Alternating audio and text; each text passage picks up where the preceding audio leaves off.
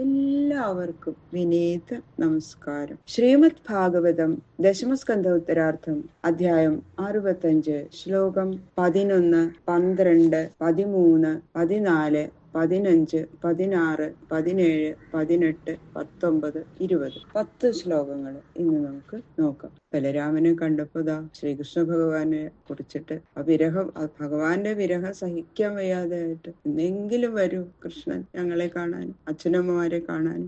ഗൽഗതപൂർവം അവര് ചോദിക്കണം. കൃഷ്ണായ വാസുദേവായ ഹരയേ പരമാത്മനെ പ്രണതക്ലേശനാശായ ഗോവിന്ദായ നമോ നമഃ. ഓം നമോ ഭഗവതേ വാസുദേവായ. ഓം നമോ ഭഗവതേ വാസുദേവായ. ഓം നമോ ഭഗവതേ വാസുദേവായ. ശ്ലോകം 11. അഭിവാസ്മരതേ അസ്മാകം അനുസേവാം മഹാഭുജ മാതരം പിതരം ഭ്രാതॄൻ പതീൻ പുത്രാൻ സ്വശ്രീരവി യദർത്ഥേ ജഹിമദാശാർഹ ദുസ്ത്യജാൻ സ്വജനാൻ പ്രഭോ. ഹേ പ്രഭോ ദാശാർഹ. കൃഷ്ണപ്രേമത്തെ മാത്രം ആഗ്രഹിച്ചവരായ ഞങ്ങള്, സാധാരണ ജനങ്ങൾക്ക് ഉപേക്ഷിക്കാൻ സാധിക്കാത്തവരായ അമ്മ, അച്ഛൻ, സഹോദരന്മാര്, സഹോദരികള്, ഭർത്താക്കന്മാര്, പുത്രന്മാര്, ഇങ്ങനെ ഞങ്ങൾക്ക് ഏറ്റവും പ്രിയപ്പെട്ടവരായിരിക്കുന്ന ആ സ്വജനങ്ങളെ എല്ലാം ഉപേക്ഷിച്ച് ആ ശ്രീകൃഷ്ണനെ മാത്രം ഞങ്ങൾ സേവിച്ചു. അങ്ങനെ ഞങ്ങൾ ചെയ്ത ആ സേവയെ ശ്രീകൃഷ്ണൻ എപ്പോഴെങ്കിലും അതിനെ പറ്റി പറയാറുണ്ടോ? ഞങ്ങളെ പറ്റിയിട്ട് എപ്പോഴെങ്കിലും പറയാറുണ്ടോ? ഓർക്കാറുണ്ടോ? സത്യ പരിത്യജ്യ ഗത സംഛിന്ന സൗഹൃദ കഥം നു താദൃശം സ്ത്രീഭി ന ശ്രദ്ധീയേത ഭാഷിതം. ഞങ്ങൾക്ക് ശ്രീകൃഷ്ണൻ മാത്രമാണ് ആശ്രയം. ഭഗവാൻ അതുപോലെ ഞങ്ങളുടെ ഏറ്റവും പ്രിയപ്പെട്ട ആള് ശ്രീകൃഷ്ണൻ തന്നെ എന്ന് വിശ്വസിച്ച ഞങ്ങളെ കുറിച്ചുള്ള ആ സ്നേഹം വേരോടെ മുറിച്ചു കളഞ്ഞ് ഞങ്ങളെ ഉപേക്ഷിച്ചു പോയില്ലേ. ഇങ്ങനെയുള്ള ആളെ എന്തിനാ വിശ്വസിച്ചത് എന്നാണ് അങ്ങ് ചോദിക്കണമെങ്കിൽ ഞങ്ങൾക്ക് വേറെ ഒന്നും പറയാനില്ല. നിങ്ങളെ പിരിഞ്ഞിട്ട് അരനാഴിക നേരം എനിക്ക് ജീവിക്കാൻ വയ്യ, എന്നെ ജീവിക്കാൻ പ്രേരിപ്പിക്കുന്നത് തന്നെ നിങ്ങളാ എന്നൊക്കെയുള്ള വാക്കുകള് സ്വതേ കാഠിന്യമൊന്നും ഇല്ലാത്ത കോമള മാനസകളായിട്ടുള്ള ഞങ്ങൾ നിഷ്കളങ്കരായിട്ടുള്ള സ്ത്രീകളാണ്.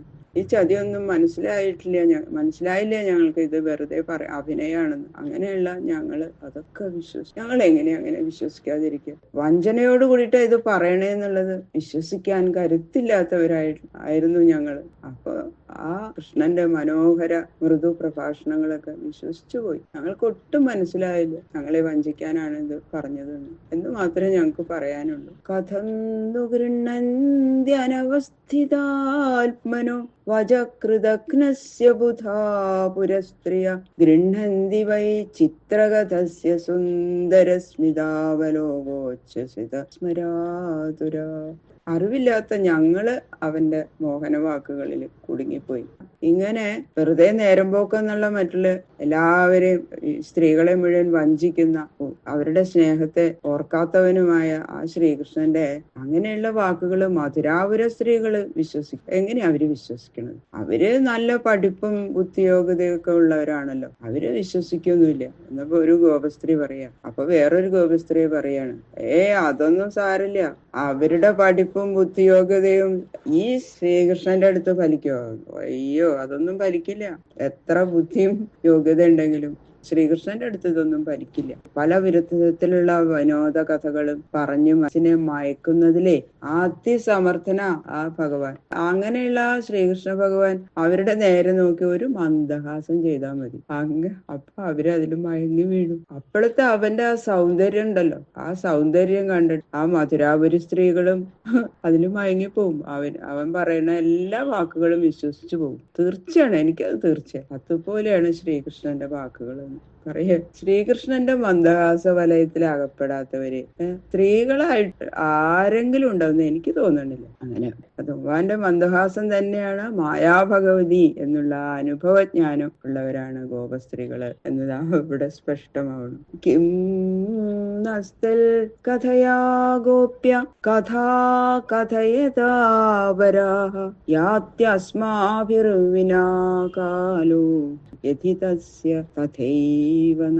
ആ ശ്രീകൃഷ്ണന്റെ മന്ദഹാസം, കടക്കണ്ണ് നോട്ടം മുതലായവ ഇതൊക്കെ അങ്ങോട്ട് വർണ്ണിക്കണത് കേട്ടപ്പോഴേക്കും ഭഗവാനോട് കൂടിയിട്ടുള്ള ആ രാസക്രീഡയൊക്കെ അങ്ങോട്ട് ഓർത്തു. മറ്റു ചില ഗോപസ്ത്രീകൾ അവർക്ക് അപ്പൊ അങ്ങോട്ട് സഹിക്കാൻ പറ്റാണ്ടേ പറയാ, ഹേ ഗോപികളെ, ശ്രീകൃഷ്ണന്റെ കഥ പറഞ്ഞിട്ട് നമുക്ക് എന്താ ഫലം? വേറെ വല്ല കഥയും പറയൂ, നീ അതൊന്നും പറഞ്ഞിട്ട് ഇപ്പൊ എന്താ ഫലം? നമ്മളെ കൂടാതെ അവൻ കഴിയണില്ലേ? അവൻ അത് സുഖമായിട്ട് അവിടെ താമസിക്കണം. അതുപോലെ തന്നെ നമ്മൾ അവനെ കാണാതെ ഇവിടെ കഴിയണില്ലേ? ഇങ്ങനെയൊക്കെ അങ്ങോട്ട് കഴിഞ്ഞാൽ മതി. ഇങ്ങനെയുള്ള ദുഃഖത്തിന്റെ കാര്യം ഇനി കൂടുതൽ പറഞ്ഞിട്ട് ഞങ്ങൾക്ക് ഈ ദുഃഖം സഹിക്കാൻ പറ്റാതെ ആക്കണ്ട. മതി അവന്റെ കാര്യം പറഞ്ഞത് എന്ന് പറയാം. അതിനെപ്പറ്റിയൊന്നും ഞാൻ ചിന്തിക്കാതിരിക്കുകയായിരുന്നു ആ ഗോപശ്രീ പറയണത്. ഇതി പ്രഹസിതം ശൗരേർ ജൽപിതം ചാരുവീക്ഷിതം ഗതിം പ്രേമ പരിഷ്വംഗം സ്മരന്ത്യോ രുരുദു സ്ത്രീയ. ഇങ്ങനെ ആ കൃഷ്ണനെ കുറിച്ച് സംസാരിച്ചപ്പോ അവരെ കുറിച്ച് ഭഗവാൻ ചെയ്തിരുന്ന ഓരോ വിനോദ ലീലകള്, മന്ദഹാസം, മനോഹര സല്ലാപം, ആ സാഹൂത വിലോകനം, ഭഗവാന്റെ ആ സുന്ദരമായ നടത്തം, സ്നേഹപൂർവമായ ആലിംഗനം, ഇതൊക്കെ അങ്ങോട്ട് ഓർക്കാനും ഇട വന്നപ്പോ ഉണ്ടായ ആ വിരഹ ക്ലേശം സഹിക്കാൻ കഴിയാതെ അവരങ്ങോട്ട് പൊട്ടിക്കരയാൻ തുടങ്ങി. അവസാനമായപ്പോഴേക്കും അവർക്ക് സംസാരിക്കാൻ പറ്റണില്ല. അവര് ഉറക്കെ പൊട്ടി കരയാണ്. രാമസ്വാമിക്ക് ഇത് എന്താ വേണ്ടേന്ന് സ്ഥലേണ്ടേ അവരുടെ ആ സ്നേഹപ്രേമം കണ്ടിട്ട്. സംഘർഷണസ്ഥാ കൃഷ്ണസ്യ സന്ദേശേ ഹൃദയംഗമേ സാന്ത്വയാമാസ ഭഗവാൻ നാനാനുനയകോവിദ. പരിശുദ്ധ പ്രേമരസത്തെ ഇങ്ങനെ പ്രകാശിപ്പിച്ച് പൊട്ടിക്കരഞ്ഞുകൊണ്ടിരിക്കുന്ന ആ പരമധന്യകളായ ആ ഗോപസ്ത്രീകളുടെ കരച്ചില് കണ്ട് വളരെ കരുണ തോന്നി ബലരാമസ്വാമിക്ക്. ഭഗവാൻ ബലരാമൻ ബഹുവിധ സമാധാന വാക്കുകൾ പറഞ്ഞ് സമാശ്വസിപ്പിക്കാൻ സമർത്ഥനാണ്. നല്ല വാക്കുകൾ പറഞ്ഞ് സമാധാനിപ്പിക്കാൻ. അങ്ങനെ ഭഗവാൻ ശ്രീകൃഷ്ണൻ പറയാൻ ഏൽപ്പിച്ചയച്ച വാക്കുകൾ തന്നെ അവരോട് പറഞ്ഞ് ആശ്വസിപ്പിച്ചു. ദ്വൗമാസൗ തത്ര ജാവാസിൽ മധും മാധവമേവ ച രാമക്ഷപാസു ഭഗവാൻ ഗോപീനാം രതിമാവഹൻ. ഇങ്ങനെ ശ്രീകൃഷ്ണപ്രിയകളായ ഗോപികളെ ആശ്വസിപ്പിച്ചും കൊണ്ടും തന്നിൽ അനുരക്തകളായിരിക്കുന്ന ഗോപികൾക്ക് രാത്രി സമയങ്ങളിൽ രതിപ്രമോദത്തെ നൽകിക്കൊണ്ടും ചൈത്രം, വൈശാഖം, അതായത് മേടമിടവം, ഇങ്ങനെ 2 മാസക്കാലം അവിടെ ഭഗവാൻ ബലരാമൻ താമസിച്ചു.